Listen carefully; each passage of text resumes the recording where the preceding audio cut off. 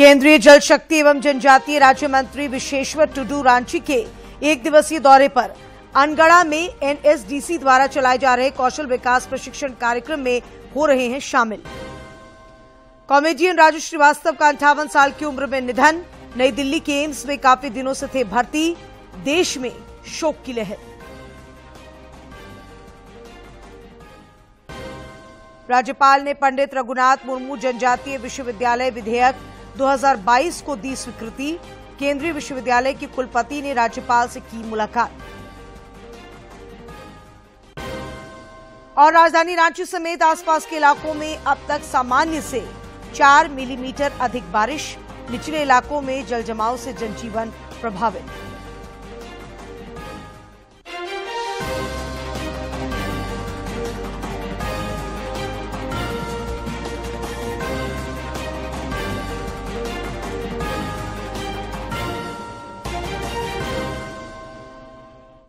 नमस्कार, खबरें झारखंड में आपका स्वागत है। मैं हूं डॉक्टर अशीता आनंद और अब समाचार विस्तार से। केंद्रीय जल शक्ति एवं जनजातीय राज्य मंत्री विशेश्वर टुडू रांची के एक दिवसीय दौरे पर हैं। रांची दौरे के क्रम में वे अनगढ़ा में एनएसडीसी द्वारा चलाए जा रहे कौशल विकास प्रशिक्षण कार्यक्रम में शामिल हो रहे हैं।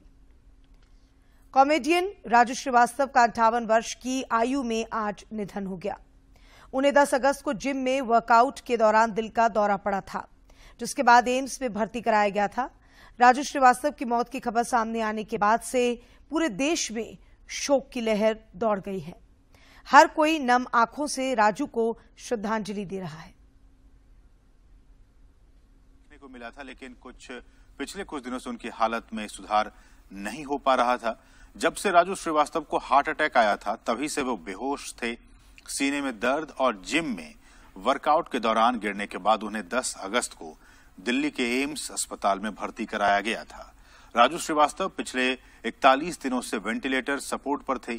10 अगस्त को बेहोश होने के बाद से ही उन्हें होश नहीं आया था।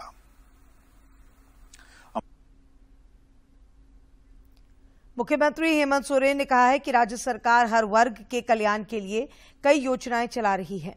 मुख्यमंत्री कल साहिबगंज जिले के पटना के धर्मपुर मैदान में आयोजित जनता दरबार कार्यक्रम को संबोधित कर रहे थे। इस दौरान उन्होंने कई योजनाओं का शिलान्यास और उद्घाटन भी किया। इस मौके पर मुख्यमंत्री ने विभिन्न योजनाओं के लाभुकों के बीच परिसंपत्तियों का वितरण भी किया।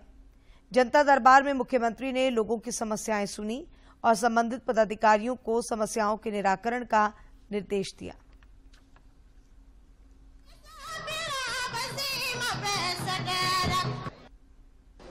आज आप देखते होंगे कई योजनाएं जो विशुद्ध रूप से इस राज्य के गरीब गुरुआ, हमारे किसान, मजदूर, बेरोजगार लोग अपने पैरों पर कैसे खड़े हो,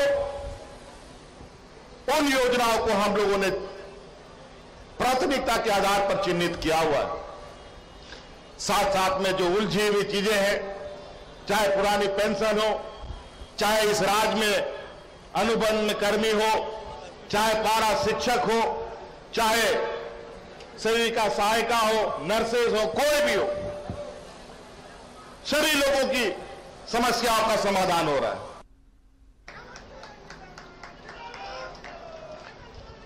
और बस यही आग्रह है कि सरकार की योजनाएं जो आती हैं या आ रही हैं या चल रही हैं, सभी कर्मचारियों से आग्रह भी है, निवेदन भी है, इस दुख के घड़ी में हम लोगों को थोड़ा अपना भेदभाव छोड़कर इस विपत्ति से कैसे निपटे, इस पर हमें चिंतन करना चाहिए। हमारे ग्रामीण भाई या लाभुक जो भी योजनाओं का लाभ लेना चाहते हैं, अगर वो किसी पदाधिकारी के पास आते हैं, आप लोग संवेदनशीलता के साथ उन योजनाओं के बारे में उन लोगों को बताएं। गोड्डा जिले की मेहरमा प्रखंड की मेहरमा पिरोजपुर सड़क जर्जर अवस्था में है। इसे लेकर विधायक दीपिका पांडेय ने धरना दिया। उन्होंने सड़क के जल्द मरम्मतीकरण की मांग की है।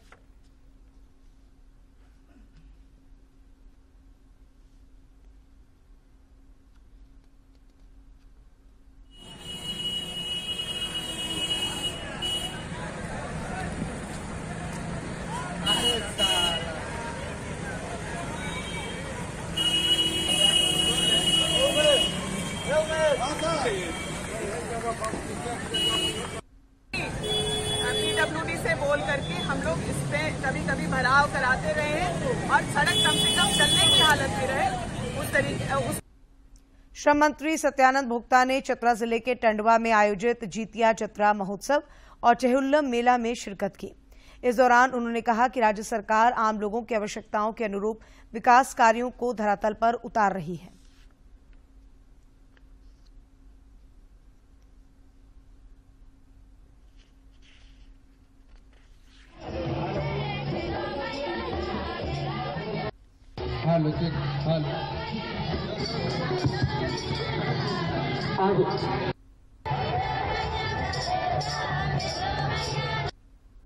हमारे जितने भी जनप्रतिनिधिगण हैं पदाधिकारी जनप्रतिनिधि हम लोग जनता के सेवा के लिए हैं, आप लोगों को भावना का अनुकूल काम करने के लिए हैं। जो जहां जैसा जरूरत है उस जरूरत को विधायक मंत्री जो भी सरकार सभी को पूर्ति करना काम है।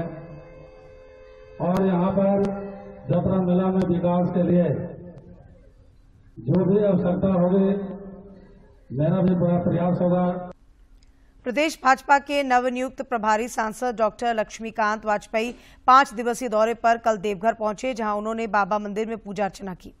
वे आज बासुकीनाथ में मंडल कार्य समिति की बैठक में शामिल होने के बाद धनबाद पहुंचेंगे, जहां वे पार्टी पदाधिकारियों और जनप्रतिनिधियों के साथ संवाद करेंगे। श्री वाजपेयी कल धनबाद महानगर और ग्रामीण जिला की कार्य समिति की बैठक में शामिल होंगे। और अब कोविड अपडेट। देश भर में पिछले 24 घंटों के दौरान कोविड के 4,510 नए मामले सामने आए हैं, जबकि इस दौरान 5,640 संक्रमित स्वस्थ भी हुए हैं। केंद्रीय स्वास्थ्य मंत्रालय के अनुसार देश में कोविड के 46,216 मामले सक्रिय हैं। पिछले 24 घंटों में 5,640 मरीज उपचार करवाकर स्वस्थ हुए। उसके बाद देश में रिकवरी रेट 98% से ज्यादा है। वहीं साप्ताहिक पॉजिटिविटी रेट वर्तमान में 1.80%, दैनिक पॉजिटिविटी रेट 1.33%। इधर झारखंड में पिछले 24 घंटों में कोरोना के कई नए मरीजों की पहचान की गई, जबकि कई मरीज स्वस्थ भी हुए हैं। रांची में इस दौरान कोरोना के 6 नए मरीजों की पहचान की गई, जबकि 3 मरीज स्वस्थ भी हुए हैं। स्वास्थ्य विभाग के अनुसार रांची में कोविड के 27 मामले सक्रिय हैं। देश में कोविड के खिलाफ जारी जंग में टीकाकरण अभियान भी तेज गति से जारी है। केंद्रीय स्वास्थ्य मंत्रालय के ताजा आंकड़ों के अनुसार देश में अब तक 2,16,98,00,000 से अधिक कोविड रोधी टीके लगाए जा चुके हैं। देश में अब तक 216,95,00,000 से अधिक टीकों की खुराक दी जा चुकी है। पिछले 24 घंटों में 12 लाख से अधिक कोविड टीके लगाए गए। कोविड टीकाकरण अभियान देश में लोगों की कोविड से सुरक्षा का एक महत्वपूर्ण माध्यम है। इसकी उच्च स्तर पर लगातार समीक्षा और निगरानी की जा रही है। बोकारो जिले की कुपोषित बच्चों और माताओं को उपचार में आकांक्षी जिला के तहत उपलब्ध कराई जा रही सुविधाओं का लाभ मिल रहा है। चास अनुमंडल अस्पताल परिसर स्थित कुपोषण उपचार केंद्र में 1 दर्जन से ज्यादा कुपोषित बच्चों का बेहतर इलाज चल रहा है। आकांक्षी जिला के तहत कुपोषण उपचार केंद्र को बच्चों के अनुरूप आधारभूत संरचना उपलब्ध कराई जा रही है। इसके अलावे कुपोषित बच्चे और उनकी माताओं को दवाओं के अलावे फल, दूध के साथ साथ पौष्टिक भोजन उपलब्ध कराया जा रहा है। जिले के सिविल सर्जन ने बताया कि कुपोषण की रोकथाम के लिए बच्चों को आंगनबाड़ी केंद्रों के माध्यम से भी पौष्टिक आहार उपलब्ध कराया जा रहा है। साथ ही माताओं को कुपोषण के प्रति जागरूक भी किया जा रहा है। भाजपा के वरिष्ठ नेता सखूंटी के पूर्व सांसद कड़िया मुंडा को प्रधानमंत्री केयर्स फंड का बोर्ड ऑफ ट्रस्टी बनाया गया है। बोर्ड की आज होने वाली बैठक में उन्हें आमंत्रित किया गया है। ट्रस्टी के रूप में नामित किए जाने की जानकारी प्रधानमंत्री नरेंद्र मोदी के सलाहकार सेवानिवृत्त IAS अमित खरे ने पत्र भेजकर श्री मुंडा को दी है। इसके साथ ही मीटिंग का एजेंडा भी श्री मुंडा को भेजा गया है। राज्यपाल रमेश बैस ने झारखंड विधानसभा से पारित पंडित रघुनाथ मुर्मू जनजातीय विश्वविद्यालय विधेयक 2022 पर स्वीकृति प्रदान कर दी है। पंडित रघुनाथ मुर्मू जनजातीय विश्वविद्यालय का मुख्यालय जमशेदपुर होगा और क्षेत्राधिकार संपूर्ण झारखंड में रहेगा। जनजातीय विश्वविद्यालय सभी वर्गों, जातियों और पंथों के लिए खुला रहेगा। जरूरत के हिसाब से किसी भी जिले में रीजनल सेंटर खोला जा सकेगा। विश्वविद्यालय के निर्माण का उद्देश्य जनजातीय भाषा और आदिवासी समुदाय की समृद्ध सांस्कृतिक परंपरा को सहेजने, उन पर शोध करने तथा आदिवासी समाज के मेधावी विद्यार्थियों को प्रोत्साहित करना है। इस विश्वविद्यालय के खुलने से झारखंड के साथ साथ पश्चिम बंगाल और ओडिशा के छात्रों को भी लाभ मिलेगा। समाचारों का सिलसिला जारी रहेगा, लेकिन इस विराम के बाद।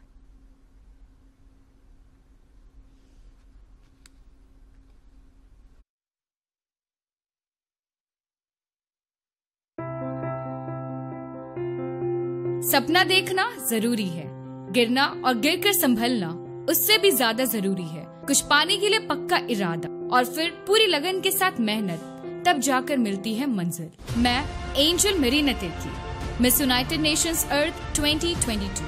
आप भी बदल सकते हैं देश की तस्वीर। अब आपकी बारी है, आपकी आवाज बने लोकतंत्र की पहचान। अगर आप 18 साल के हैं या होने वाले हैं तो अब साल में एक नहीं 4 अलग अलग तारीखों 1 जनवरी, 1 अप्रैल, 1 जुलाई और 1 अक्टूबर की अहर्ता तिथि के अनुसार वर्ष में कभी भी वोटर लिस्ट में नाम जुड़वाएं। अपना आधार नंबर वोटर लिस्ट से जुड़वाएं, ऑनलाइन वोटर हेल्पलाइन ऐप या nvsp.in पर आवेदन करें। एक सही फैसले से ही मिलती है जिंदगी को सही दिशा। इसलिए जागरूक बने, मतदाता बने, लोकतंत्र की मजबूती का हिस्सा बने।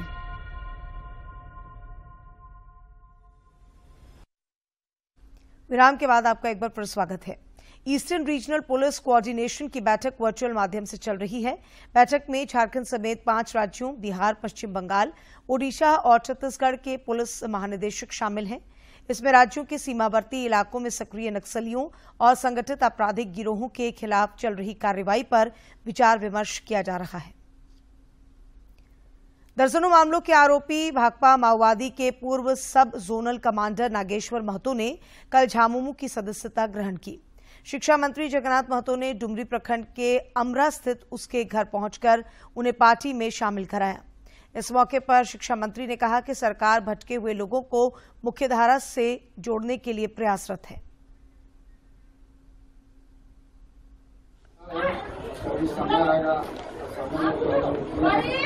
जहाँ तक मेरा काम क्षेत्र था, कोई भी ऐसा गरीब वर्ग नहीं था, चाहे छोटे में से हो, मेरे नाम से, मेरे काम से। पहले मैं इनको स्वागत करता हूँ, इनके परिवार को स्वागत करता हूँ। दूसरी बात, जो इनको डुमरी से जो नौजवान ने घर बसाया है मोटरसाइकिल के रैली में, तो उन नौजवानों को प्रधानमंत्री नरेंद्र मोदी ने इस महीने की 25 तारीख को आकाशवाणी से प्रसारित होने वाले मन की बात कार्यक्रम के लिए लोगों के सुझाव मांगे हैं। प्रधानमंत्री ने कहा है कि विभिन्न विषयों पर उन्हें भेजे गए सुझावों को कार्यक्रम में शामिल किया जा सकता है। के कुछ किस्से, कहानी कुछ सफलताओं की, अनकही विरासत की, उम्मीदें नए भारत की। महीने के आखिरी रविवार का रहता है इंतजार। मलयाचल के आंचल से विंध्याचल के आंगन तक, ब्रह्मपुत्र के घाट से हिमालय के विस्तार तक होती है मन की बात प्रधानमंत्री के साथ। तो सुनिए इस महीने 25 सितंबर सुबह 11 बजे मन की बात आकाशवाणी और दूरदर्शन के सभी चैनलों पर। इसके अतिरिक्त आकाशवाणी और दूरदर्शन के YouTube चैनल और प्रसार भारती के ऐप न्यूज ऑन एयर पर सजीव प्रसारण लाइव स्ट्रीमिंग के माध्यम से। तो सुनिए इस महीने 25 सितंबर सुबह 11 बजे मन की बात। और अब बात मौसम की। राजधानी रांची और आसपास के इलाकों में पिछले 24 घंटों के दौरान 71.8 मिलीमीटर बारिश दर्ज की गई है। इस कारण राजधानी के निचले इलाकों में जलजमाव की स्थिति उत्पन्न हो गई है, जिससे जनजीवन भी प्रभावित हुआ है। रांची स्थित मौसम विज्ञान केंद्र के अनुसार रांची समेत कई इलाकों में वज्रपात के साथ आज भी बारिश होने की संभावना है।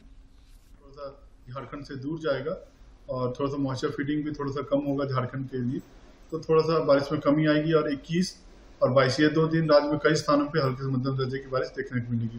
23-24 में और कमी आते हुए राज्य में कुछ स्थानों पे हल्के से मध्यम दर्जे की बारिश देखने को मिलेगी। और अब कुछ खबर राज्य के विभिन्न जिलों से।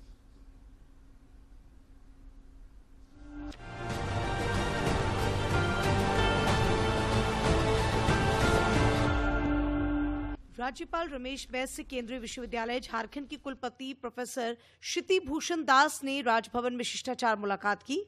इस दौरान उन्होंने राज्यपाल को विश्वविद्यालय की शैक्षणिक एवं प्रशासनिक गतिविधियों से अवगत कराया।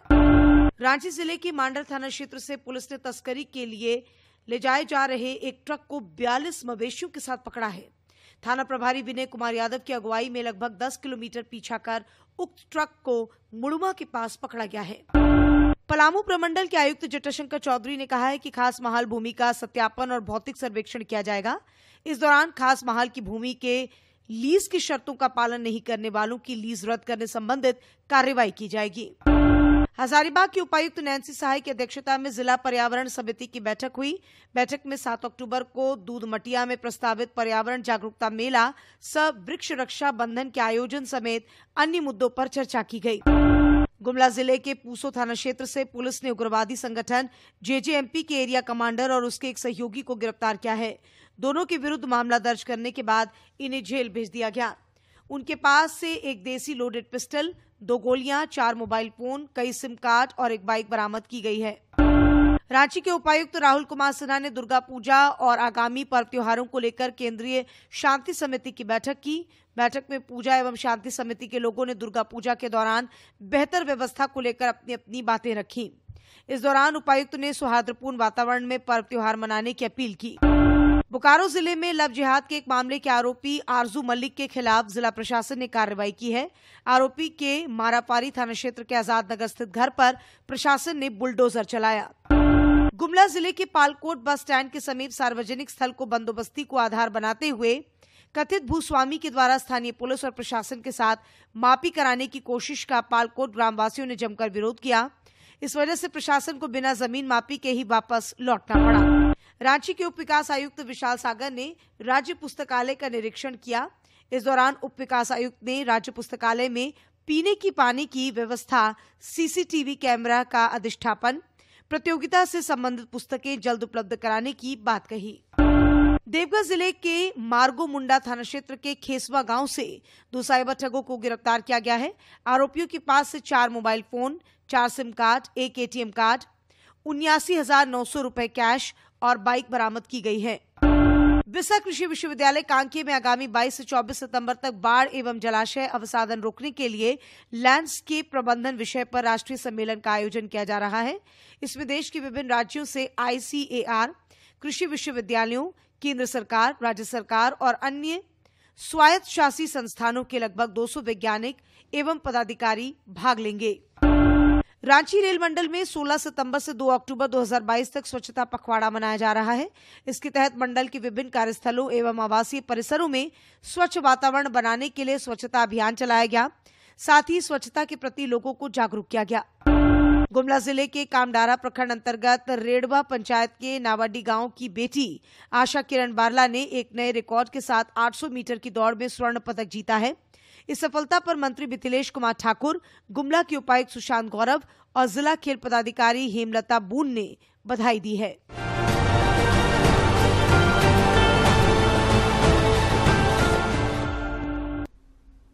कर्मचारी भविष्य निधि संगठन में इस वर्ष जुलाई में 18,22,000 नए सदस्य जुड़े हैं। पिछले वर्ष के इसी महीने की तुलना में इसमें 24.48% की बढ़ोतरी हुई है। सब्सक्राइबर जोड़े। पेरोल डेटा की साल दर साल तुलना दर्शाती है कि जून 2022 में पिछले साल 2021 में इसी महीने की तुलना में 5.5 लाख से ज्यादा सब्सक्राइबर की वृद्धि दर्शाती है। जून के दौरान जोड़े गए कुल 18,36,000 सब्सक्राइबर में से लगभग 10,54,000 नए सदस्यों को पहली बार EPF और MP अधिनियम 1952 के प्रावधानों के तहत शामिल किया गया है। अप्रैल 2022 से नए सदस्यों में शामिल होने की प्रवृत्ति बढ़ी है। श्रम मंत्रालय ने मंगलवार को बयान में कहा कि महाराष्ट्र, कर्नाटक, तमिलनाडु, हरियाणा, गुजरात और दिल्ली में शामिल प्रतिष्ठान महीने के दौरान लगभग 12,61,000 कुल सब्सक्राइबर को जोड़कर अग्रणी स्थान पर बने हुए हैं, जो सभी आयु समूहों में कुल पेरोल वृद्धि का 68.66% है। EPFO देश का प्रमुख संगठन है जो EPF और MP अधिनियम 1952 के दायरे में आने वाले संगठित, अर्धसंगठित क्षेत्र के कर्मचारियों को सामाजिक सुरक्षा का लाभ उपलब्ध कराने के लिए उत्तरदायी है। ये अपने सदस्यों को विभिन्न प्रकार की सेवाएं प्रदान करता है, जिसमें सदस्यों और उनके परिवारजन दोनों के लिए भविष्य निधि, बीमा और पेंशन जैसे इंस्ट्रूमेंट शामिल। ऑस्ट्रेलिया ने भारत के साथ 3 T20 क्रिकेट मैचों की श्रृंखला का पहला मुकाबला 4 विकेट से जीत लिया है। के बीच खेले गए रोमांचक मुकाबले में टॉस हारकर पहले बल्लेबाजी करते हुए भारत ने 20 ओवर में 6 विकेट गंवाकर 208 रन बनाए। हार्दिक पांड्या ने 30 गेंदों में 71 रन की नाबाद पारी खेली। जवाब में ऑस्ट्रेलिया ने 19.2 ओवर में 6 विकेट गंवाकर ये लक्ष्य हासिल कर लिया। कैमरून ग्रीन ने 30 गेंदों में 61 रन और मैथ्यू बेड ने 21 गेंदों में 45 रन की नाबाद पारी खेली। इस जीत के साथ ही ऑस्ट्रेलिया ने सीरीज में 1-0 की बढ़त बना ली है। अगला मैच अब 23 सितंबर को नागपुर में खेला जाएगा। भारतीय महिला क्रिकेट टीम और इंग्लैंड के बीच आज शाम 6 बजे से दूसरा वनडे मैच खेला जाएगा। आज दूसरा मुकाबला खेला जाएगा और इस सीरीज में भारतीय टीम 1-0 से आगे चल रही है। इससे पहले खेले गए सीरीज के पहले मैच में इंग्लैंड को भारतीय महिला टीम के हाथों 7 विकेट से हार का सामना करना पड़ा था। आज का ये मुकाबला दोनों ही टीमों के लिए बेहद अहम होगा। सीरीज का पहला मैच अपने नाम करने के बाद आत्मविश्वास से भरी हुई भारतीय महिला टीम जहां आज के इस मैच को जीतकर सीरीज में अजेय बढ़त बनाने के इरादे से मैदान पर उतरेगी, तो वहीं इंग्लैंड की टीम आज के मैच को जीतकर सीरीज में बने रहने की भरपूर कोशिश करेगी। और हेरिटेज वॉक के आज के सेगमेंट में आपको सैर कराते हैं खूबसूरत झीलों के शहर उदयपुर की। झीलों के शहर के नाम से मशहूर राजस्थान में स्थित उदयपुर भारत के लोकप्रिय पर्यटक स्थलों में से एक है। समृद्ध इतिहास और विरासत से घिरा उदयपुर आज भी एक रॉयल प्लेस के रूप में लोगों के दिलों में जगह बनाए हुए है। उदयपुर पर्यटन के लिहाज से देश दुनिया में बेहद खास स्थान रखता है। हर साल लाखों पर्यटक राजा रानियों के शहर उदयपुर में भारतीय सभ्यता और संस्कृति से रूबरू होने आते हैं। यहाँ के महल, किले और कई मीलों तक फैली यहाँ की झीलें लोगों को मंत्रमुग्ध कर देती है। उदयपुर की प्राचीन और पारंपरिक संस्कृति पूरे देश में मशहूर है। उदयपुर में आज भी प्राचीन सभ्यताओं और संस्कृतियों को जीवित रखा गया है। कई पौराणिक मंदिर, रंग बिरंगे परिधान, प्राचीन लोक परंपराएं और समृद्ध हस्तशिल्प इस शहर की पहचान है। उदयपुर का कण कण अपने अंदर एक विशाल और गौरवशाली इतिहास समेटे हुए है। झीलों के शहर उदयपुर को एशिया का वेनिस भी कहा जाता है। सुंदर वेनिस शहर को उदयपुर चरितार्थ करता है, जिसमें यहाँ झीलों का परस्पर एक दूसरे से जुड़ा होना और यहाँ के लोगों का झीलों को लेकर लगाव इसे दूसरे शहर से अलग पहचान दिलाता है। भारतीय परंपरा और वास्तुकला के यूं तो राजस्थान में कई उत्कृष्ट नमूने हैं, लेकिन उदयपुर के सिटी पैलेस की बात ही निराली है। महाराणा उदय सिंह ने पिछोला लेक के किनारे इस महल को बनवाया था। यह महल 23 पीढ़ियों से राज परिवार का निवास स्थान भी है। वहीं फतेह सागर झील उदयपुर में काफी मशहूर है। चारों ओर झिलमिलाता पानी झील के नजारे को काफी शानदार और मनमोहक बना देता है। प्राकृतिक सुंदरता को करीब से जीने वालों के लिए उदयपुर हमेशा आकर्षण का केंद्र बना रहा है। यहाँ राजा रानी की कहानियाँ, भारतीय परंपरा, सांस्कृतिक संगीत और सदाबहार कलाकारी पर्यटकों को यहाँ आने के लिए अपनी ओर लुभाती है। Bureau report, DD news. प्रशासनिक अदूरदर्शिता हो या फिर उदासीनता एक ऐसा कारण है जो विलुप्त होती जनजातीय समुदाय के लोगों को आज भी समुचित लाभ से वंचित रख रहे हैं। बोकारो जिले के गोमिया प्रखंड के सुदूरवर्ती डुमरी गांव के बिरहोर टंडा में इसकी ही बानगी देखने को मिली। रखने के लिए सरकार लाखों करोड़ों रुपए खर्च करती है। गोमिया प्रखंड के सुदूरवर्ती डुमरी गांव के बिरहोर टंडा गांव में भी वर्ष 2013 में 101 बिरहोर परिवारों को बसाया गया था। सरकार की अलग अलग योजनाओं से इन परिवारों को आवास, बिजली, पानी, स्वास्थ्य, शिक्षा सहित सारी बुनियादी सुविधाएं मुहैया कराई गई थी। पर आज फिर से स्थिति जस के तस है। इन चंद वर्षों में इनके सुध लेने वाला कोई नहीं आया। पानी के नाला पानी रात अंधार काटी ने बिहाने घरल ने हिरल ने है पानी, खाना पीना सब है पानी। वहीं बिरहोर युवक चंद्रू ने बताया कि पीने के पानी के अलावा भी यहाँ हर तरह की समस्या से लोग जूझ रहे हैं। कोई अधिकारी हो या जनप्रतिनिधि यहाँ झांकने तक नहीं आता। इनके पास किसी तरह का कोई रोजगार नहीं है। आज भी वे लोग जंगल पर ही निर्भर हैं। ये गर्मी के मौसम में बहुत पानी की दिक्कत होती है नहा धोने की, ठीक ना। और हम लोग यूज तो क्या हम लोग को मतलब नहाना धोने के अलावा सबसे पहले हम लोग को है कि खाना बनाने की जरूरत है, मतलब पानी की सुविधा नहीं मिलती है। नहाने धोने क्या, तो वो तो बात की बात है। इधर जिला कल्याण पदाधिकारी सुदीप एक्का बिरहोर के कल्याण के लिए सरकार द्वारा दी गई हर तरह की योजनाओं की बात तो स्वीकार करते हैं, लेकिन जब बिरहोर टंडा के बिरहोर परिवारों की वर्तमान स्थिति पर सवाल पूछने पर अनभिज्ञता जाहिर करते हुए केवल जांच कराने की बात करते हैं। और इनके गांव में पीने वगैरह का पानी की व्यवस्था, चापाकल है, जल मीनार की व्यवस्था है, साथ ही स्वास्थ्य चिकित्सा का लाभ भी दिया जा रहा है। अभी विभाग की तरफ से भी आवास को मरम्मती वगैरह के लिए अभी हम लोग को आया हुआ है। इस पर हम लोग जांच कराएंगे। जो भी आवास टूटे फूटे होंगे उनको मरम्मती का निर्देश प्राप्त हो रहा है। विलुप्त होती जनजातियों को मुख्य धारा में जोड़ने के लिए योजनाएं बनती तो बहुत हैं और इन योजनाओं की शुरुआत भी बड़े ही तामझाम के साथ किया जाता है, पर जैसे जैसे दिन बीतता है योजनाओं की चमक धूमिल हो जाती है। साथ ही धूमिल हो जाती है बिरहोरों के चेहरे की चमक और अपनी किस्मत को कोसते हुए एक बार फिर जंगलों की ओर मुंह मोड़ लेते हैं। बोकारो से मनोज कुमार की रिपोर्ट। और अंत में मुख्य समाचार एक बार फिर। केंद्रीय जल शक्ति एवं जनजातीय राज्य मंत्री विशेश्वर टुडू रांची के 1 दिवसीय दौरे पर अनगढ़ा में एनएसडीसी द्वारा चलाए जा रहे कौशल विकास प्रशिक्षण कार्यक्रम में हो रहे हैं शामिल। कॉमेडियन राजू श्रीवास्तव का 58 साल की उम्र में निधन। नई दिल्ली के एम्स में काफी दिनों से थे भर्ती। देश में शोक की लहर।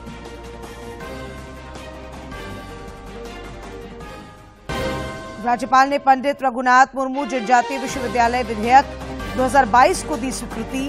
केंद्रीय विश्वविद्यालय की कुलपति ने राज्यपाल से की मुलाकात। और राजधानी रांची समेत आसपास के इलाकों में अब तक सामान्य से 4 मिलीमीटर अधिक बारिश। निचले इलाकों में जल जमाव से जनजीवन प्रभावित।